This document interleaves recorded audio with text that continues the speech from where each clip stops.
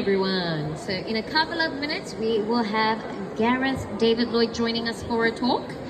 And then later in the afternoon, we'll be having a photo shoot with Wendy. We will announce that beforehand. Thank you.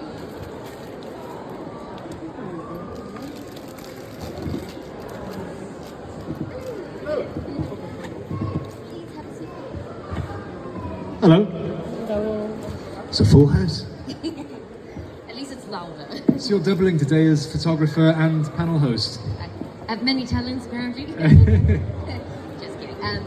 So with regards to your show. Yes. Definitely. Torchwood. Yes. Yeah. So, what was it like on the show?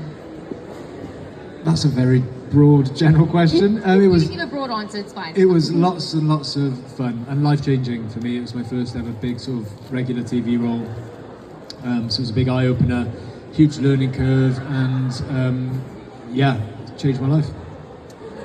And do you have a favorite episode that you either starred in or a favorite episode of the show? My favourite episode, I think, of the whole to shoot and to watch is probably Countryside. That particular reason why it's your favorite? I love the fact that it's the baddies aren't aliens; they're just Welsh people in the mountains. And also for me to shoot it, it was the first time Yantus got out of the hub, out into the fields, and I got to wear some civvies, more comfortable clothes.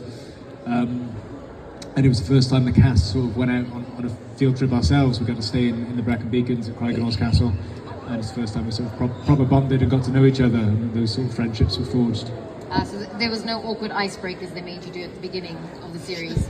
No, I was a bit late as well, actually. I came in a week later after the rest of the cast have already been sort of introduced and had worked together. But by the end of my first day, I was already part of the family. They were all very lovely and very welcoming. So is it difficult to say if you've had a favourite co-star from the show? Oh, that's difficult, because then I can't say that where I'm setting somebody else. So You won't tell, promise. no, I love them all for different reasons, but no more than the other, which is very diplomatic of me. But performance and just his creative power just always gave me a thrill. Was Bern Gorman.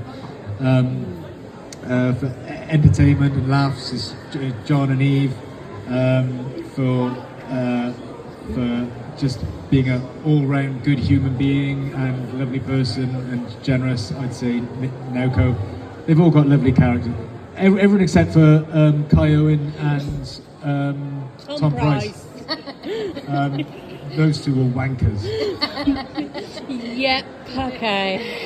Okay, so I always like to ask, do you have a favourite line from the show that you quote nowadays still? Or it doesn't necessarily have to be from your character, it can be any of the characters, but is there like a famous line from the show that you quote? Landlines, mobile phones, tin cans with bits of string, phones all broken, was it? Phones, everything, everywhere.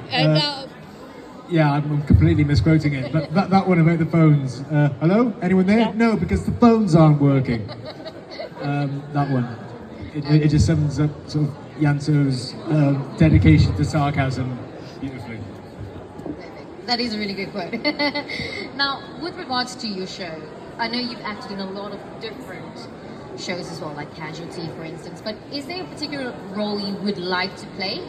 It could be anything from, like, if you wanted to be Iron Man in Avengers, but is there a role that you think you would want to play? I get asked this question quite a lot at conventions, and it always changes depending what mood I'm in. So I like to do the Scottish play. I like to do that on screen. I've done it on stage in drama school, but I love to have a proper go at that. I'd love to play Dracula as well. Recently I was revisited Bram Stoker's Dracula and Nosferatu, came out last year, and that sort of rekindled my want to play Dracula. When I was in school, literally when all the other boys were playing football, I was buttoning a coat around my neck, pretending it was a cape, and chasing after all the girls and trying to bite them. Not a lot's changed. Dracula was always I wanted to play a vampire. Okay, so based on Dracula, is he your favourite vampire, or is there another series that there's maybe you prefer, like Twilight, Underworld? Vampire Diaries. Not Twilight, not Vampire Diaries. Sorry for any fans out there, but yeah. This is something classic and tragic and also beautiful and unrequited about Dracula, and it was done so well. I think people can either take it too romantic or romanticize it too much, or they can take it too evil and too like don't get me wrong, I love the 30 Days a Night. I love that take on vampires. It was very refreshing after Twilight and all the other sort of very romanticized versions of vampires we got. So 30 Days a Night was very refreshing when that came out, with just pure evil. But I think something, balancing those two versions of a vampire is where I'm sort of at.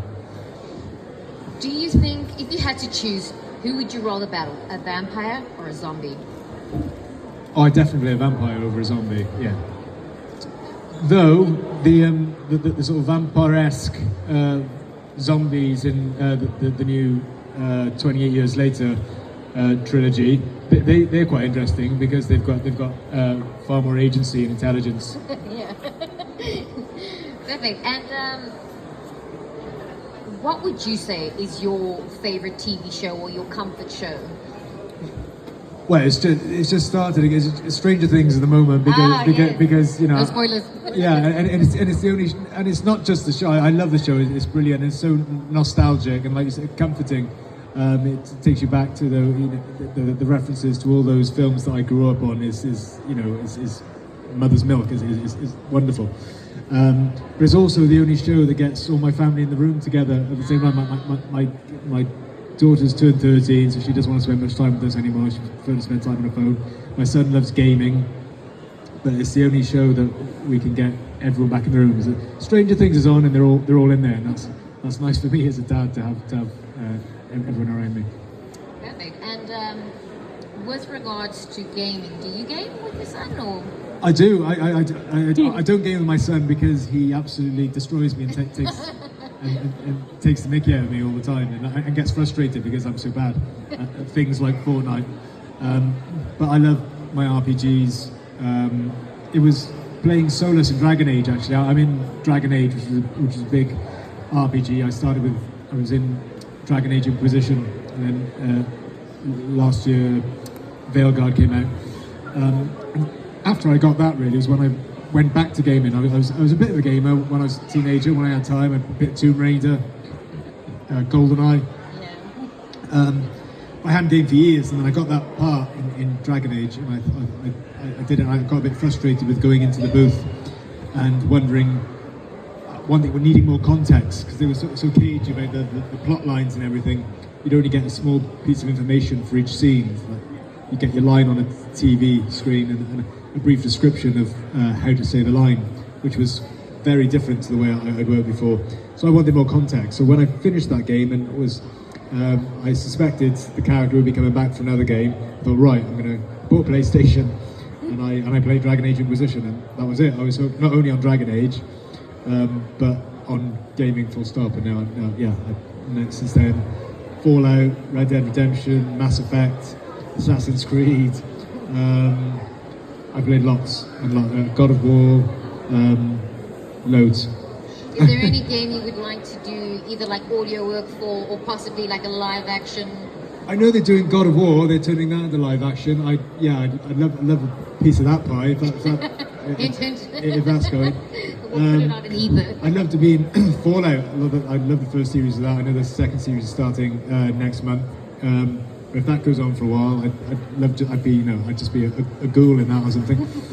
And if they did a live action Red Dead Redemption, I'd love a crack at that as well. How is your horse riding skills? Do you know what? Pretty good. Okay. I've recently done The Witcher, the TV show. I was in the last episode of season 4, and I might be in it a bit more. I really shouldn't have said that. And yeah, I had lots of horse training for that, and that was I did a bit when I was younger, but I had lots of good lessons for The Witcher. So I'm pretty confident now. Okay. For anyone who needs someone to ride a horse. So we're putting it out there. He has good horse riding skills for Red Dead Redemption Yeah. 1 or 2. Yeah. What's that? Did you want to do Red Dead Redemption 1 They or should 2? do the whole lot. They should do the whole lot because 2 is a prequel to 1. Yeah. So I think they should start at the beginning and do the whole lot because it's all brilliant. So were you into cowboys and westerns when you were younger, or would you say Oh, you were yeah. more into space? Oh yeah, I was more into space, I suppose, but I was still into my westerns. Yeah, that's my spaghetti westerns. So if you chose between cowboys and aliens? Oh, that's a tough one. It would depend on the story, on which alien and which cowboy. If you gave me, I suppose space would be the. If you're going to talk about setting and genre, I'd probably choose space over cowboys because it's the universe and not just the Western States of America. So yeah, space would be my first choice. But again, it could come down to script. It might get a story set in space that doesn't speak to me. A story set in the Wild West which speaks volumes. So it all depends on the story. Okay. And obviously, I know a lot of people will be asking you about your shows and your acting and the audio that you've done. But I'm interested in your music career. Are you still part of the band? Oh, you've chosen a really, really We can avoid that. tentative time to. I was in a band called Blue Gillespie. There may or may not be a little bit more to come from us, but I'm not confirming or denying at the moment. It's in talks. Okay. Would you say singing is one of your passions? Singing is one of my passions. I'm happy if I'm storytelling, as long as I'm connected with the story, and I think the story is sincere, and it comes from an honest place, and it's a story that can start conversations or make people think. Then I'm happy. So as acting is my main medium. That's my bread and butter. That's where I probably feel most comfortable and at home. But still, storytelling, full stop. Whether it's singing, whether it's writing, I'm happy making short films, doing one-man plays. If I'm telling a story that I think speaks to me, and I think can speak to other people and start conversations, then I'm in a happy place. How would you say filming for TV and film compares to performing, whether it's on stage or with the band? How would you say, which one would you prefer more? Is one a little bit more stressful than the other, or which would you enjoy more? Because they're so different, they've both got they both have got cons and rewards.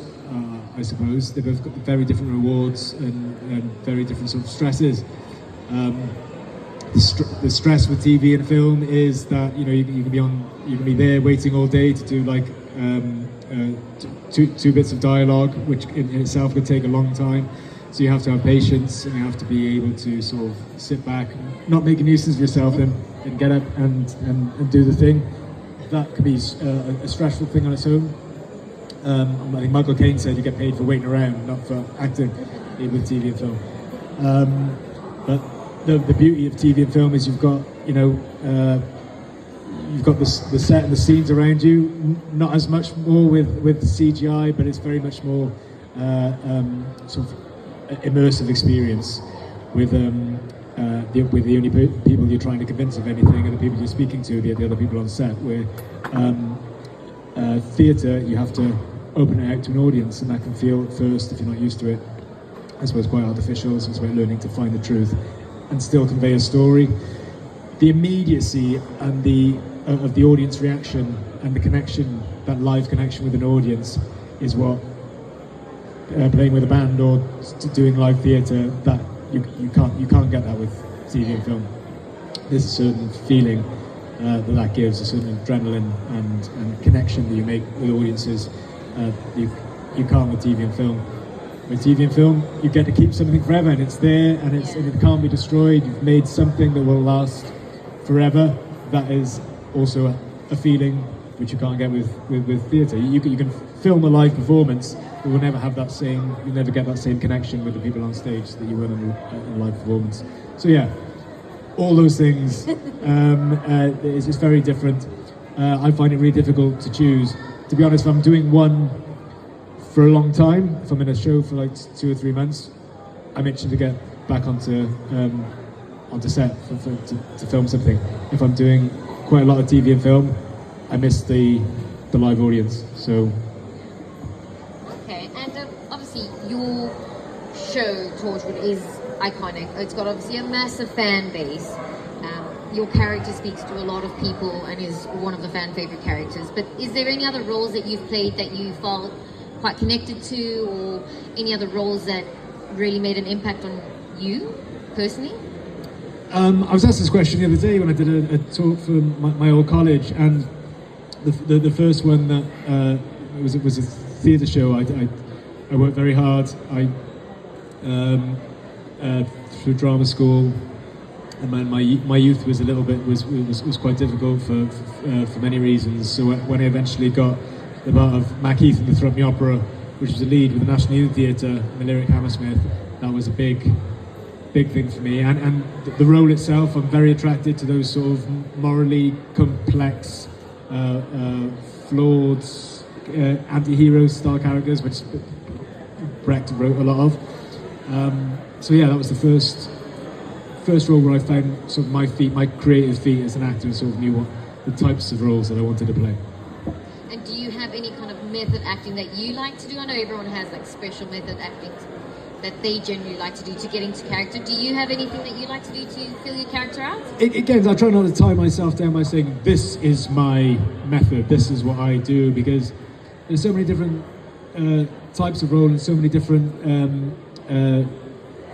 styles of acting, I suppose, and styles. You've got to adapt to and unless you're doing ultra realism all the time, you can't do ultra realism in sort of Brecht because it doesn't work. So I sort of I approach each role as like, what is my truth that I can use this? Always start with your own truth, and always start with something that you and the character have in common. But how it develops from there will depend on director, depend on setting, depend on medium, depend on genre. So I try not to tie myself down, and leave myself open to learn from people, from directors and other actors and performers. I watch a lot, and I'm learning all the time. I think if you lock yourself down too early on, you sort of close yourself off from learning other things. And I'm learning all the time. Yeah. Perfect. And is there a favorite actor or actress that you have, or someone that inspires you? My favorite actor that always inspired me from a very young age, from sort of school, was Gary Oldman. Again, Dracula, for his performance as Bram Stoker's Dracula, and other things. There's Mike Lee stuff he did Meantime. But again, someone who strikes me as a very versatile actor, and sort of draws on A, personal experience, and B, his environment. And I think he's very much sort of tuned in to what's going on around him, and that's how he's able to pull off those amazing performances. Perfect. And I'll open it up to the floor in case anyone has some questions they want to ask. I won't hog all the time. Any questions from the audience? Yep. So obviously Yanto is a very much loved character, and really when I watched it, sadly I spoilt it for myself because we went to Cardiff and I discovered Yanto's shrine whilst we were watching it, so that was a bit of a... Oh right, you saw the shrine. That would be a bit of a spoiler. It was a bit. I was like, which means Yanto's shrine? To be honest, I can't believe you hadn't been spoiled for beforehand. It was quite a long time ago. I was late to the party, but very glad I joined. Right. My point is that given I don't think in the Hooniverse, as it were, there's any other companions that have had that kind of memory, if you like. So going to the new Doctor Who coming out next Christmas with, obviously they brought back Rose Tyler, which is a bit of a shocker. What about bringing back Yanto? Is it worth giving Russell a call, or Probably not. I think I did speak to Russell at some point. He said, I think he said he was going to speak to some people to see if there's any. This was just after COVID, and I was sort of like, "What's going on? And anything going on?" He said, "Well, I'm just about to jump back into Doctor Who, and that doesn't help you any." So I think his mind is made up about that. But yeah, I wouldn't say no to doing Orianto. I've been doing it for years with Big Finish, and it's been an absolute joy. What's that? Start the petition. I think they've seen enough petitions. I think, the petitions didn't work. If anything, the petition probably hindered me a little bit in my career. But yeah, I'd love to do it. I've been enjoying doing it on audio. So if it did happen, if Russell did find a way to bring him back, or even bring me back as a monster or anything like that, then I'd love to be part of that world again. I definitely would say no. Do you have a favourite Doctor? Sylvester McCoy, 7. Only because I grew up with him, and through the convention circuit, I've got to know Sylvester quite well, and yeah, he owns my heart. He's such a sweetheart. I always love working with him. He's so great. Do you have a favourite companion? Favourite companion? Ooh, that's a tough one. Bonnie Langford. Only because, again, she was there when I was watching in school, and she was fascinating. She played Peter Pan as well, quite famously. I remember going on she was on TV a lot, doing a lot of wire work, and that always fascinated me. It's nostalgia. I'm very, very moved by nostalgia. Yes.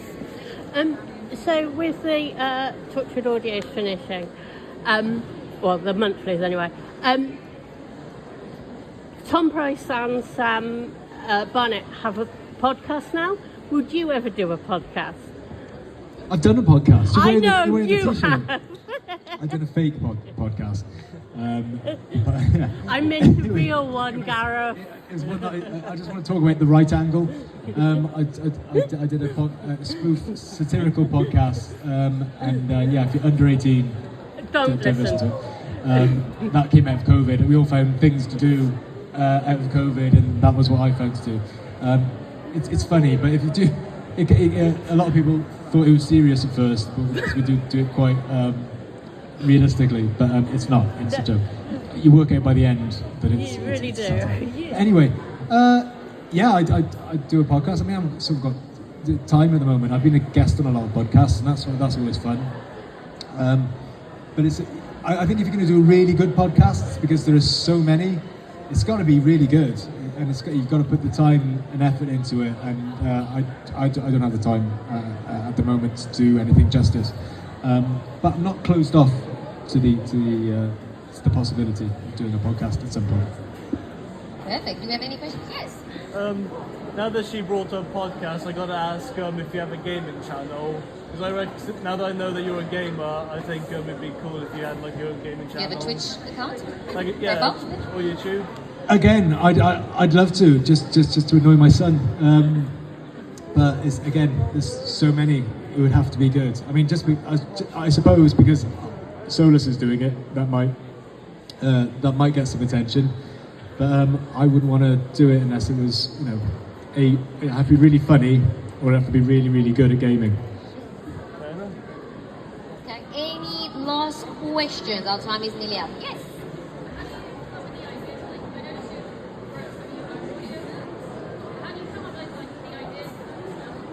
Say that again, sorry.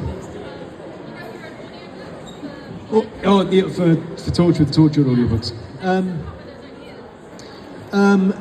They just sort of come to you. I find sitting down and making yourself have an idea never works, because you never have an idea. You'll have an idea when you're on the train, or having a run, or walking the dogs, or they can come anybody. The trick is to remember the idea and write it down. Always carry a notebook.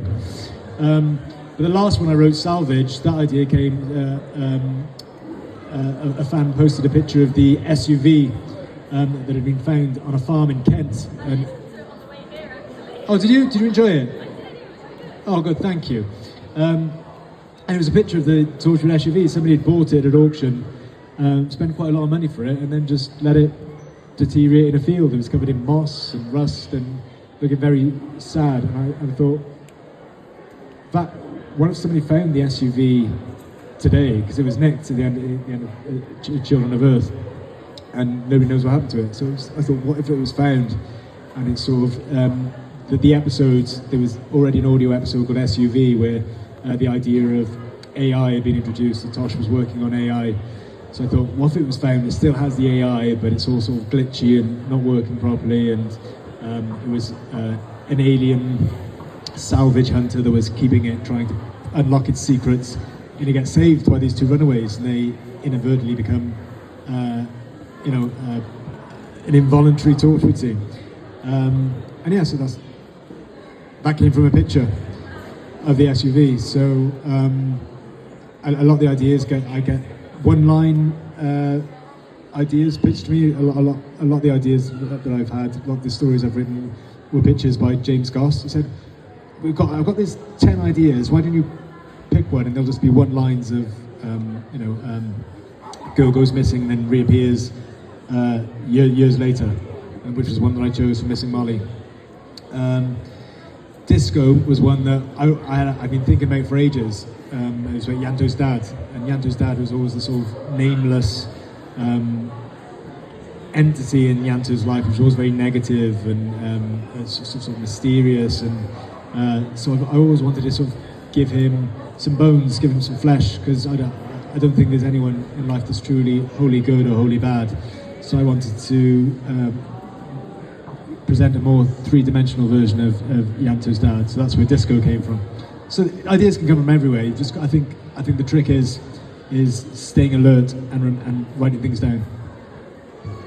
Perfect. And just before we finish for today, where can we see you next, or what can we see you next on? Or hear you on? That's tough because I don't have secret stuff. permission to. Yeah. But there's stuff. I'm in The Witcher at the end of season 4, which so I may be in the next one as well.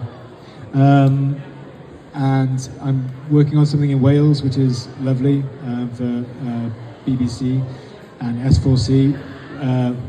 Again, I don't know how much I'm allowed to say, so I'm not going to, just in case. So look out for that. And I'm also starting something next week, which I know I definitely can't say anything about. Okay, so keep your eyes and ears open. There's stuff happening, secret stuff, but there's stuff happening. So If you are interested in the music, it might be worth finding Blue Gillespie on Instagram and keeping up with them. And also, theatre-wise, I may be doing. I'm in talks about doing my one-man show after Agincourt next year in Cardiff. Venue to be confirmed.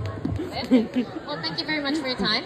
Thank you. And that's all the time we have for talks today, and we'll be continuing the photos. If you guys would like, you can pop over to the table for autographs or a little bit of a chat with Gareth. Come over for a chat, even if you don't want to get an autograph. Yeah. So I don't get bored. Perfect. Thank you, guys. Thank you.